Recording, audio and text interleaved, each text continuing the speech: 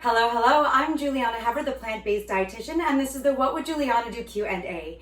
Today, I wanted to talk about how spices are the spice of life and how quite literally magical spices can be to transform a very similar dish into all sorts of wonderful deliciousness with cuisines from around the world with the same staple items. So today, I focused on cauliflower rice because I love cauliflower rice.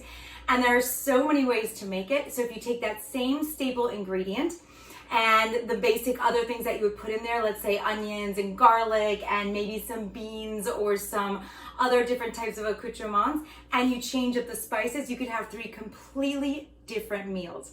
So I'm going to start with, of course, my favorite, the cream of mushroom cauliflower rice.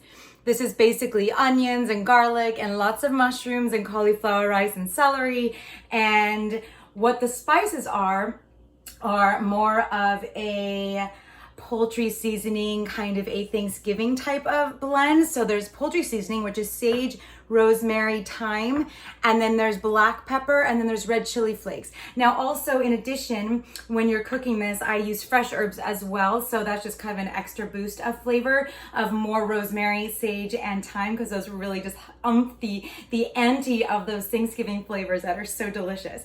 So that's the same recipe, and now we made it this way. This is a curried cauliflower rice. So if you could see, very different looking, very similar staple ingredients. For example, there are beans, there is cauliflower rice, there are tomatoes, there is onion, very, very similar.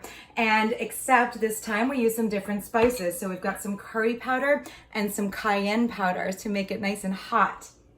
Now, the third version, same base ingredients, here we go. Cauliflower rice. This is something that's going to be coming in a new recipe. So this is also cauliflower rice and onion and some other different like tomato paste, but I changed the flavors with the spices. So in this one, we have chili powder, Mexican oregano, and cumin. So you get those Mexican flavors that are just absolutely fantastica.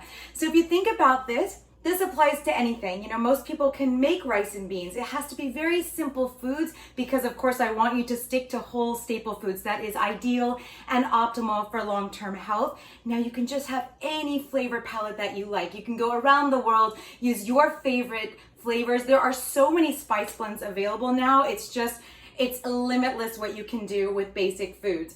So I hope that helps and gives you a little bit of inspiration in the kitchen. You don't need to be a chef. You don't need to have a lot of culinary skills to make healthy food taste absolutely tasty and delicious and hit all of those desires that you have in terms of what you like to eat.